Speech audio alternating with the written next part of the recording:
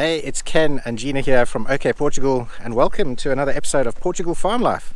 Now, you've probably noticed that we haven't been around for the last 2 weeks, 3 weeks? 2, I think. 2 weeks, yeah. Basically, we tested positive for COVID, and I was sick in bed for about 5 days, 4 or 5 days. Gina didn't get sick. Strong like ox. Yeah. So Gina didn't get sick, but we were both testing positive. And even after I was sick, I was still testing positive for like 2 weeks. So yeah, that's why you haven't really seen much of us. We've just been chilling out on the farm. I haven't been able to get out and do property videos, and we haven't been able to explore Portugal or do any of that stuff. But today is different. Today, Gina is not testing positive. Nope. And I haven't done my test yet, but I'm pretty sure that I'm not going to be testing positive anymore. It's been over 2 weeks now. So first of all, before we kick off this video, I wanted to first say that Portugal right now is actually in a drought. It's the middle of winter. It's supposed to be really cold and stuff, and it's not. It's like 18 degrees every single day. The sun has been shining. This is actually the first day where there's like cloud cover. And so yeah, it's really abnormal for this time of year. I mean, it has been chilly, but it hasn't been rainy. Yeah, I mean, at night time it gets cooler, Yeah. But during the day it's just been absolutely amazing. But the problem is our grass isn't growing, so this is a bad thing for the sheep. I mean, the grass is quite high here, but normally this time of year the grass will just be completely going out of hand, and I'll be mowing our lawn out the front there like every week. So that's not good for farming and for sheep. But also, we don't have much water on the farm. So I want to show you quickly our dam and just show you what's going on there. So this is our pond or dam on the farm, and it's a really deep sort of wedge that's been cut into the ground here, and it gets filled by natural springs underneath the ground. And normally in winter, the water levels are up to here. So I've dug this little section here, and this is normally where the water is. And at the moment now, the water is all the way down here. So you can see there's like, I don't know, that's probably about a meter. So we're missing about a meter of water. But it's not the end of the world, because actually this dam goes down almost like a cheese wedge. So the back of the dam there's about 6.5 meters deep, 7 meters deep.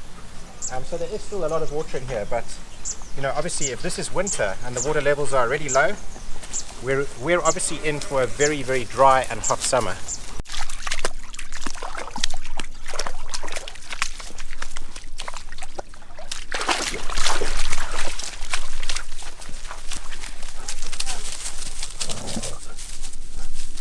So one of the best indicators of what the sort of water levels are is our big agricultural well, which is in our front field on the farm. And that's not something that we use for the house or drinking or anything like that. It's actually like an irrigation well, but we've never actually had the need to use it because we're not really growing crops or anything like that. And that's also fed by like the same natural spring system that feeds our dam, and so it's much easier to see the rings on the side of the well to see where the water levels actually are, as opposed to looking in the dam.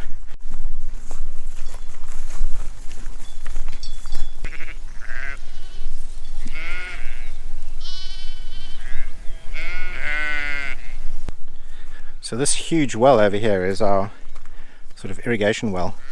It's massive. I don't even know what the width is from here to here, but probably about 6 meters or so, I'm not sure.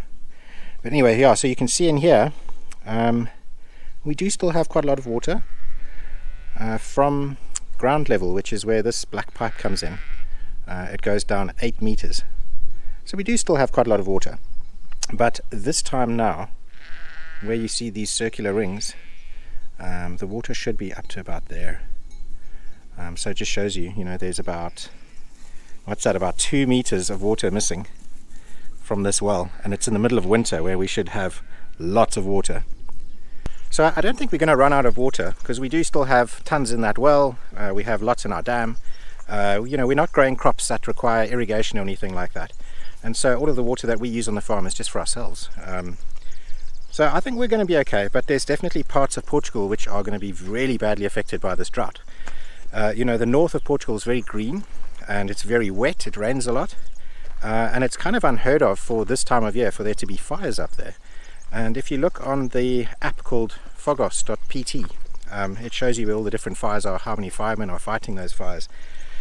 And you know, this time of year there's hardly any fires. Well, supposed to be, but there's tons of them, like really, really lots of them. I mean, I saw a fire the other day that had about 60 firemen and about 14 vehicles, and it's the middle of winter. That shouldn't be happening. So, you know, when the summer kicks in, it's going to get even drier, it's going to get even hotter, and I think this year we're in for some really, really bad fires. So now Gina and I are quite safe here on the farm. You know, we've got a very clean farm. There's not much stuff to burn anywhere near our house or anything like that. But we also have to be realistic about stuff. You know, if there is a really big fire that does sweep through this region, then we need to make sure that we have a way of getting all of our animals and ourselves somewhere else, you know, so we can be safe. And obviously we can't fit everyone into our tiny little Golf, so we're going to make sure that Bob the camper van is you know, ready and packed up like a bug out vehicle. And yeah, there's a couple of issues I'll show you. So this is Bob the camper van, and if you've been watching our videos for any amount of time, you'll know that this is the vehicle that we used to get from the UK all the way to Portugal. You can see that poor Bob is, you know, he's looking worse for wear. He's just basically being kept outside, and you know, the sun here is pretty harsh, so he's not in great condition. Now, one of the main problems that I have is, well, it's in here and I'll show you. Alright, so the battery's flat, completely annihilated, so I'm going to have to get another one. But the main issue I have is with this fuel filter. Now, I'm not sure if the fuel filter is blocked, but basically when the engine's running, the fuel is just like basically spraying out here. So I'm going to have to get some more like fuel hose and another filter. I've got a feeling that maybe the fuel filter is probably just blocked, and so the pressure of, you know, it's trying to pump it through a blocked filter, and that's why it's spraying out. But obviously it's not very safe to have you know, fuel spraying out all over a hot engine. So that definitely needs to be fixed. So I bought like a solar panel that goes in the window and has these two little connectors to connect to the battery to charge up the battery, but it didn't actually work. It just didn't help. You know, I think that this battery was just too far gone. For some bizarre reason, all of the lights inside the camper van were fed off the car battery, and obviously this car doesn't drive anywhere, so it wasn't getting charged. We've got other batteries in here for our solar system, so we have two of these big 110 amp hour batteries, like one there and one at the back there, and you would have thought that those lights would have been fed off that, but they weren't. So every time I used the lights, I was just draining their car battery, and eventually it got so drained that now it's completely dead. Hello, Boykie. Have you come to investigate? So today we're going to go into Castelo Branco. We're going to get ourselves another battery, another fuel filter, and some more like clamps and some pipe, so we can try and see if we can fix up that fuel leak. And then basically we're going to set Bob up so that if we need to leave in an emergency, all we have to do is you know, stick the dogs, the cats and everything inside the van. We've got a bag in there with food or whatever it is, and we can just leave the farm and get to safety. I just want to add that the chances of there actually being a big fire that's going to make us flee our farm is very slim. But you know, what's the point in having this camper van and the ability to use it as a bug out vehicle if it can't even run anymore? So you know, I think that's like the main thing. And also I want to take it and I want to drive it down to our bottom field. It's a really cool place to have it parked down there. You can almost go camping, you know, on your own farm, and it's got like a fridge and a bathroom and all of that in it. So yeah, we've got to get it fixed up. There you go. I just want to point out that I'm not a mechanic. I'm a computer geek. I'm a videographer and a video editor, you know. Electronic stuff I'm kind of okay with, but mechanical things and building things is not something I'm comfortable with. So, yeah. But how hard could this be, right? Okay, so I'm hoping that I don't have to replace any of this. I just have to replace the fuel filter and this piece of tubing. There we go. Perfect. Oh geez, there's a whole bunch of fuel in there. So the fuel filter actually looks alright, but it was spraying fuel kind of out of this side. So I don't know, we'll just buy a new filter, we'll get some more piping, some more of these clamps, and hopefully that'll fix it. And then here's the battery. We'll just get another battery, see if we can recycle this one, and yeah, hopefully that'll be job done. We're going to head on down to Castelo Branco now. We're going to go and get these parts, and we're going to get something to eat because it's 1 o'clock and I'm starving. Before we go, I need to do this test. Now, I'm pretty sure that I'm going to be negative, but it's crazy. I've been like positive for like 2 weeks after having COVID, so it's crazy. This one here is called Kit de Testi, so hopefully we've bought the right one. I want Kit de Nostril, not Kit de Testi.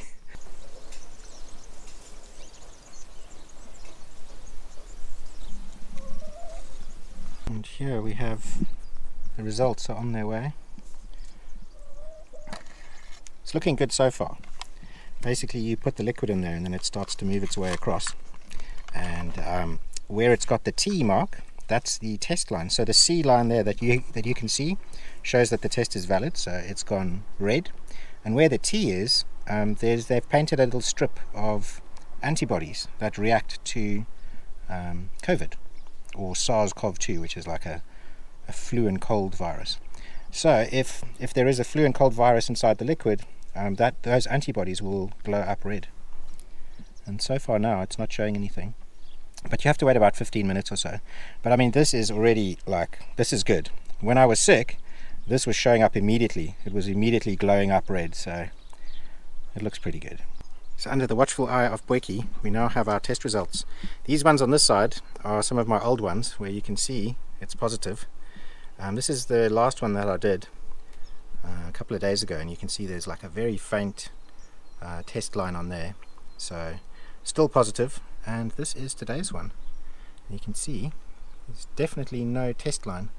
So according to Boykie, I am now 100% free of SARS-CoV-2. Let's make sure we put all these bits of plastic in the ocean. Yeah, exactly. I mean, how terrible is this? Hey, look at all of this plastic. You should see how much comes in the test kit. Yeah, oh, it's horrendous. But anyway, that means that we're safe to go out and about, and yeah, let's do it. So this is like the first sort of cloudy day that we've had in, I don't know, like a month.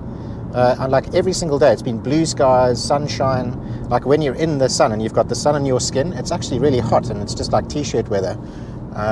But yeah, this is the first day that we've had like smog or cloud. I'm not sure. I don't know. It could be smoke or smog because there have been quite a lot of fires.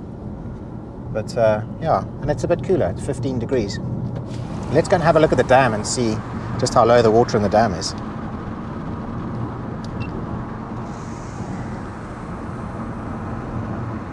So yeah, there's a couple of rocks poking out, which isn't normal for this time of year. So it is definitely much lower than normal.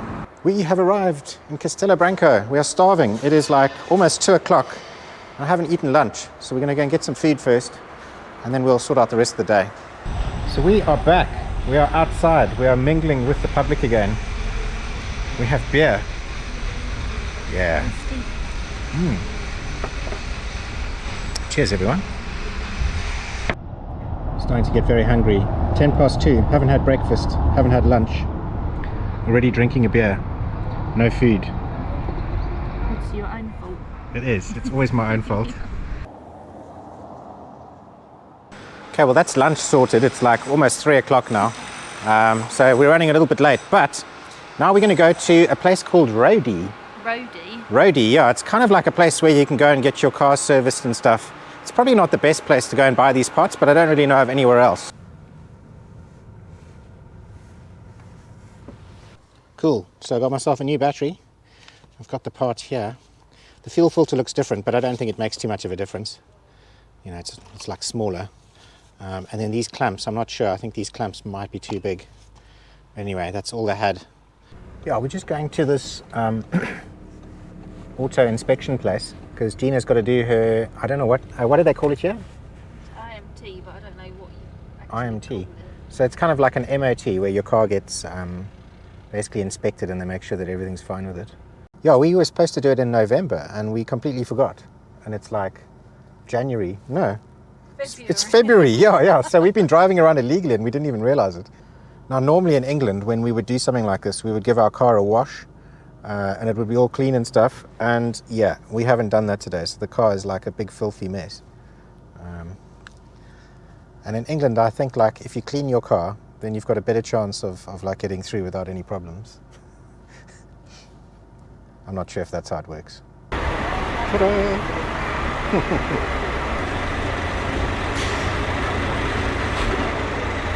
Yeah, so that was actually really easy. You just basically put your car through there and they do a whole bunch of different tests. They stick a thing up your exhaust and do an emissions test, and then they look at your headlights and they put your car on some kind of a thing that like shakes the suspension around, and like a rolling road to check that your brakes are working properly. Yeah, and then you drive on this thing and then they'll shake your car around. I have no idea what it is, but that was kind of weird. 38 euros and job done. Only took us like about half an hour, so much easier than doing it in the UK. Cool, so the new fuel filter is in there. We've got some new pipe work, so hopefully it won't leak anymore. And we have the new battery, and now it's the moment of truth. Don't have a new Gina. No, we don't have a new Gina, no. Just the old one. Just the old model. Moment of truth. There she goes. Excellent. Now we just need to make sure that there's no fuel leaking, because we were getting fuel leaking out of here and it was landing all over the engine. No, it's not leaking. Perfect. Okay, so that worked. Obviously the new battery's working. Job done. So Bob the camper van hasn't driven anywhere in ages. He's definitely not road legal anymore. I'm very much aware of that. But what we want to do is we want to use him as like a, as like a bug out vehicle. So if there's like an emergency and we need to get our dogs and cats and everything inside the car and we need to like flee the farm, then then this is it. So I haven't driven him for ages. So let's see if he even still drives. Like the tires are half sunk into the ground, so he's probably not going to go very far. There we go. Nice.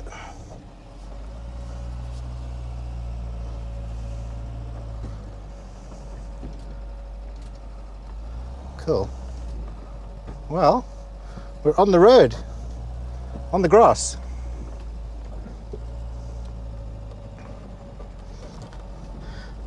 So there's a section up ahead where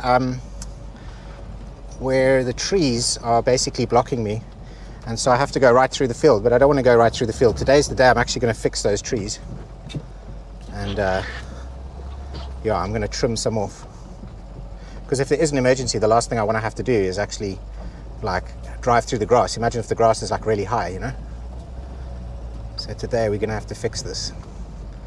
It's going to be a bit of a brutal shear on the tree, but has to be done. Okay, cool. Yeah, so it's up here.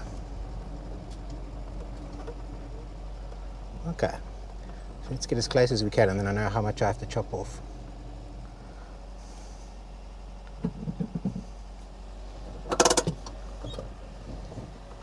Well, the handbrake still works.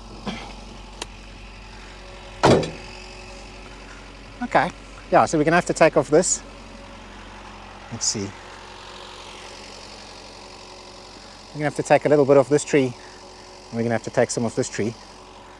And then we should be right for the rest of the way.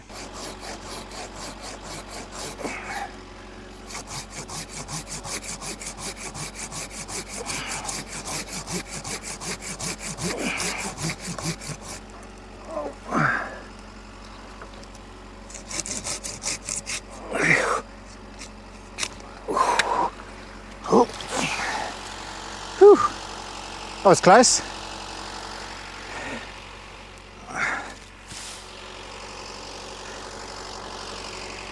All right.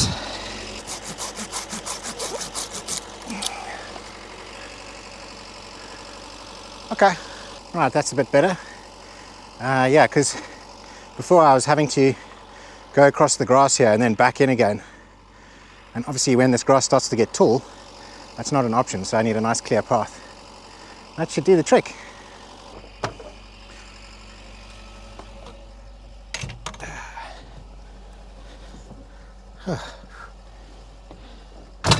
Alrighty then, hit the road.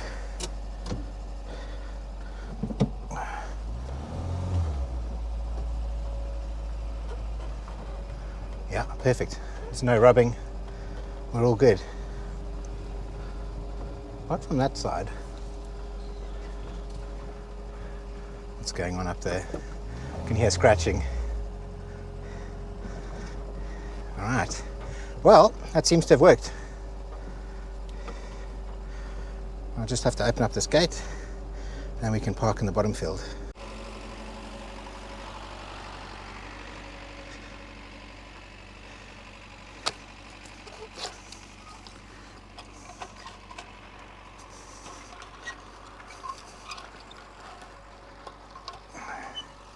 As you can see, it's a very low-tech gate, but it does the job. Let's put this heap back on here. Cool, yeah, so this is the spot. This is where we park Bob for like the spring, summertime.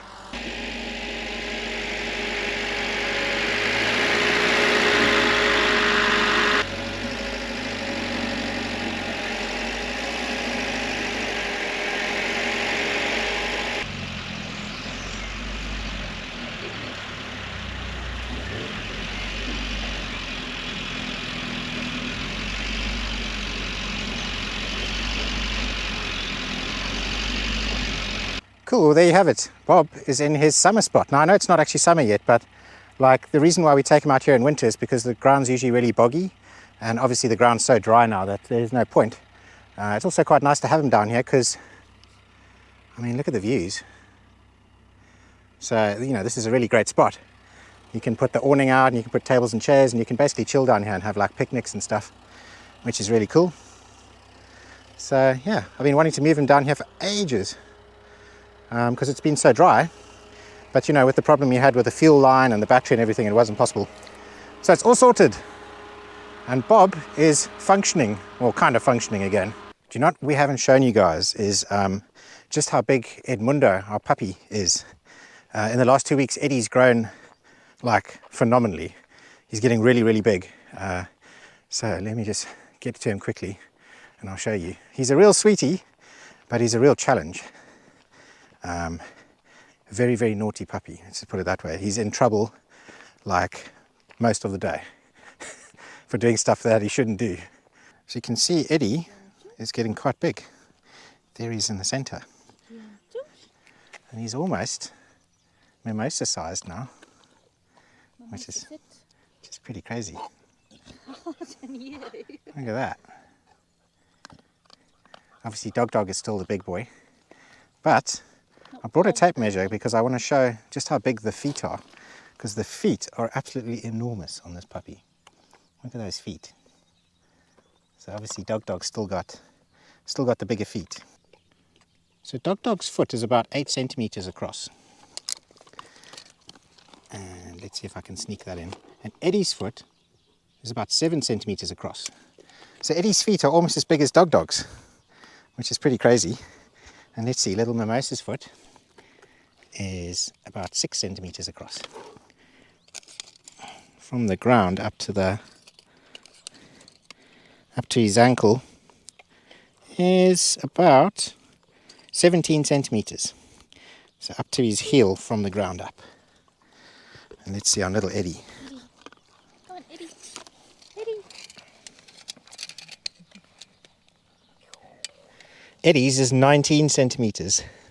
So Eddie's got longer feet already than Dog.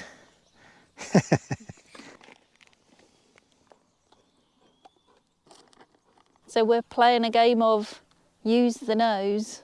So I've got a handful of pellets for them, and we're gonna use the nose. You ready, Mimosa? Eddie? What's this? Eddie, use the nose.